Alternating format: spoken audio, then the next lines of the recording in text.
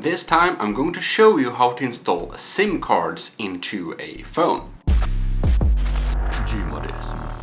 So this is a dual SIM card phone, and here I have two SIM cards, and both of these needs to be installed. And if you have two SIM cards or not, the phone should really say it when you kind of buy it, so check for that. Most phones do not have the capability of having dual SIM cards. So what do we need? Well, we need a paper clip in case you don't have this little rod thing that you extract the tray with that you got with your phone. So right, how do we extract this little thing? Well, inside of here you can see there is a tiny little hole here. This little hole is where we put the extractor. So take a paper clip and bend it out a little bit and just insert it in this little hole, and when you feel it's inserted, you carefully but firmly press like that. Now you can remove it, and here you can see the tray can now be extracted.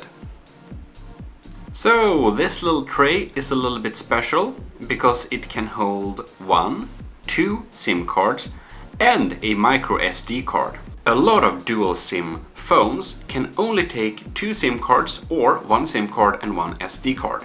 So make sure you check that before you buy your stuff. So on this little tray here, I put my little SD card, and on this little tray here, I also put the SIM card. Make sure you line them up properly so they fit. All connections should be below, like that.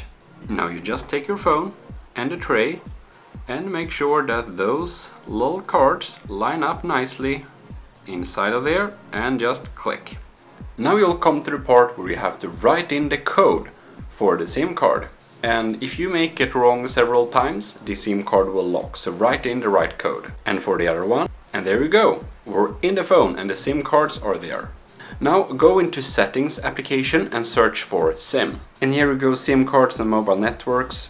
And here you can set up which SIM card will be default for calling and which SIM card will be default for using internet, because you probably use one of them for internet, like most people. You can also set it up to ask every time which card to use when making a new call.